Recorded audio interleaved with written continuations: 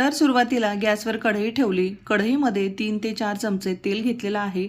तेल अगदी थोडंसं गरम झालं की यामध्ये आपल्याला पाव चमचा जिरं घालायचं आहे। खूप जास्त तेल तापलं की ते जिरे पटकन तेलामध्ये करपले जातात, त्यामुळे अगदी थोडंसं तेल तापलं की त्यामध्ये आपल्याला जिरं घालून घ्यायचं आहे। जिरं छान फुललेलं आहे। आता यामध्ये आपल्याला स्लाइस केलेला कांदा घालायचा आहे।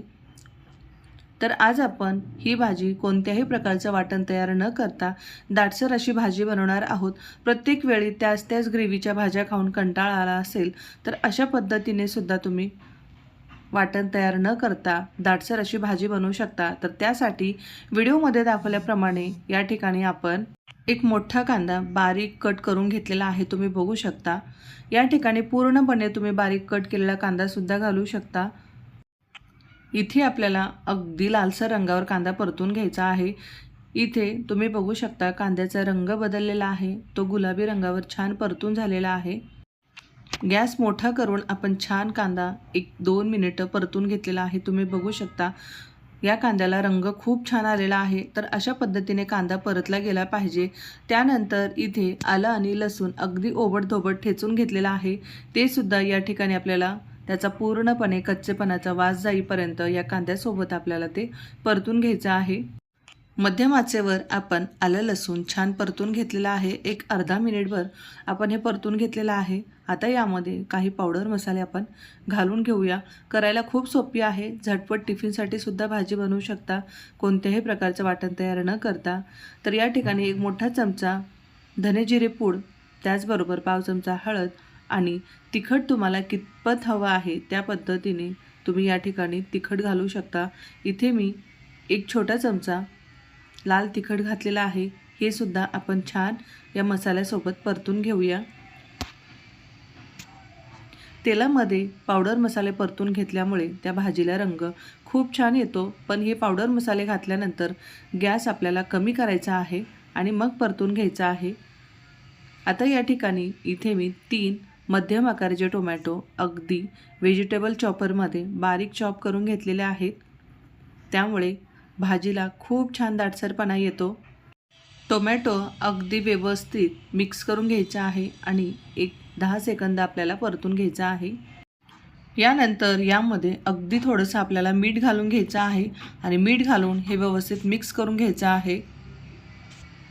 त्यामुळे हे टोमॅटो तेलामध्ये छान सॉफ्ट होतात आणि एक दाटसरपणा या मसाल्याला येतो। आता यामध्ये कमी आंबट असलेलं 2 चमचे मी इथे घट्टसर असं दही घेतलेलं आहे। दह्यामुळे या भाजीला चव खूप छान येते।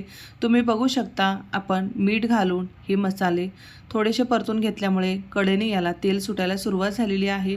आता दही घातल्यानंतर सुद्धा आपण हे व्यवस्थित एकजीव करून घेऊया। तुम्ही इथे बघू शकता कोणत्याही प्रकारचं वाटण तयार न करता खूप दाटसर अशी इथे ग्रेव्ही तयार झालेली आहे आणि कडेने तुम्ही बघू शकता छान असं तेल सुटलेलं आहे। आता यामध्ये आपण बाजूला 1 मिनिटभर गरम पाण्यातून काढून घेतलेलं आहे, त्यामुळे फ्लावरवरची जी घाण आहे ती अगदी सहज बाजूला होते। त्यामुळे तुम्हाला तो फ्लावर वेगळा साफ करायची गरज नाही। पाण्याला उकळी आली की त्यामध्ये फ्लावर घालायचा, अगदी थोडंसं मीठ घालायचं आणि ढवळून एक अर्धा मिनिटामध्ये तो पाण्यातून वेगळा करून थंड पाण्यात घालायचा। त्यामुळे तो वाफवलेला जो फ्लावरचा एक वास आहे तो त्याला राहणार नाही। तर अशा पद्धतीने आपण यामध्ये फ्लावर आणि वाटाणा घातलेला आहे, तो आता मसाल्यामध्ये व्यवस्थित मिक्स करून घेऊया। व्हिडिओमध्ये तुम्ही बघू शकता खूप छान अशी दाटसर याला ग्रेव्ही तयार झालेली आहे। यामध्ये तुम्हाला कितपत पाणी हवं आहे तितकं पाणी तुम्हाला घालायचं आहे आणि ते सुद्धा गरम घालायचं आहे, त्यामुळे त्या भाजीची चव बदलणार नाही। सकाळच्या घाईमध्ये तुम्ही अशा पद्धतीची कोणत्याही प्रकारचं वाटण तयार न करता सुकी भाजी बनवू शकता। यानंतर या भाजीचा फ्लेवर आणखी वाढवण्यासाठी यामध्ये अगदी थोडीशी मी कसुरी मेथी घातलेली आहे आणि त्याचबरोबर आपण यामध्ये कोणतेही खडे मसाले वापरलेले नाहीत, त्यामुळे इथे आपण अगदी अर्धा चमचा गरम मसाला घालणार आहोत, त्यामुळे भाजीला चव खूप छान येते। या ठिकाणी गरम मसाल्याऐवजी तुम्ही सब्जी मसालासुद्धा वापरू शकता. यामध्ये पावभाजी मसालासुद्धा वापरू शकता. तो सुद्धा चवीला खूप छान लागतो आणि पावभाजीचा या भाजीमध्ये तुम्हाला खूप छान फ्लेवर येतो. तर गरम मसाला घातल्यानंतर ही भाजी व्यवस्थित मिक्स करून घेऊया. आणि सुरुवातीला यामध्ये आपल्याला लगेच पाणी घालायचं नाही. वाफेवरती आपल्याला हे शिजवून घ्यायचं आहे आणि त्यानंतर मग आपल्याला यामध्ये पाणी घालायचं आहे. आता हे व्यवस्थित मिक्स झाल्यानंतर गॅसची फ्लेम लो करून यावरती आपल्याला लीड ठेवायची आहे आणि 1-3 मिनिटं वाफ द्यायची आहे. म्हणजे तेलामध्ये वाफेवरती छान शिजलं की त्या भाजीला चव खूप छान येते. आणि तुम्ही लगेच पाणी घालून जर ती भाजी शिजवली तर त्यामध्ये त्या फ्लावरचा कच्चेपणाचा एक वेगळा वास येतो आणि पाण्यामध्ये शिजवल्यामुळे सुद्धा भाजी चवीला तितकी विशेष लागत नाही. तुम्ही बघू शकता मसाला अगदी छान या फ्लावरमध्ये कोट झालेला आहे. आता यामध्ये तुम्हाला भाजी कितपत दाटसर हवी आहे त्या पद्धतीने यामध्ये तुम्हाला गरम पाणी घालायचं आहे. इथे मी अर्धा ग्लास पाणी घातलेला आहे. अशा पद्धतीची भाजी बनवत असताना फ्लावर हा तेलामध्ये मसाल्यासोबत थोडासा वाफवून घ्यायचा आणि त्यानंतरच त्यामध्ये आपल्याला कितपत दाटसर ग्रेव्ही हवी आहे त्या पद्धतीने पाणी घालायचं आहे.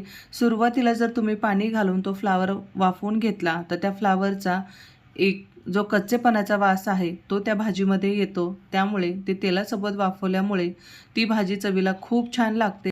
आता यावरती लीड ठेवून आपण 2 मिनिटं वाफ काढून घेऊया. भाजी शिजते तोवर दुसऱ्या गॅसवरती कढई ठेवली आणि कढईमध्ये तेल घालून आपल्याला यासोबत पुरी बनवायची आहे. तुम्ही फुलका रोटीसुद्धा बनवू शकता. तर या ठिकाणी अशा पद्धतीने मी पुऱ्या लाटून घेतलेल्या आहेत आणि एक एक आपल्याला तेलामध्ये अशा पद्धतीने पुरी आपल्याला तळून घ्यायची आहे. तुम्ही बघू शकता पुरी अगदी काठापर्यंत पूर्णपणे टम्म फुगलेली आहे.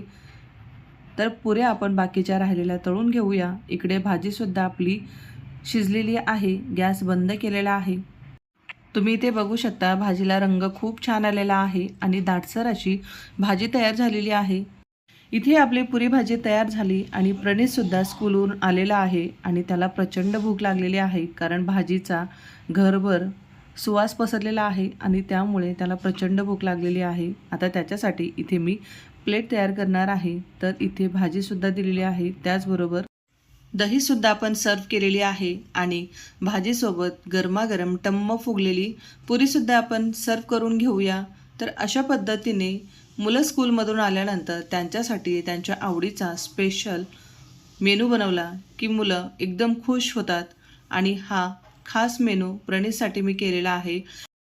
चला तर मग आता मी ही प्लेट प्रणीतला देते. बघूया त्याची काय रिॲक्शन आहे. व्हिडिओमध्ये बघू शकता एक बाईट खाल्ल्यानंतर त्याने पटकन मला त्याची रिॲक्शन दिलेली आहे.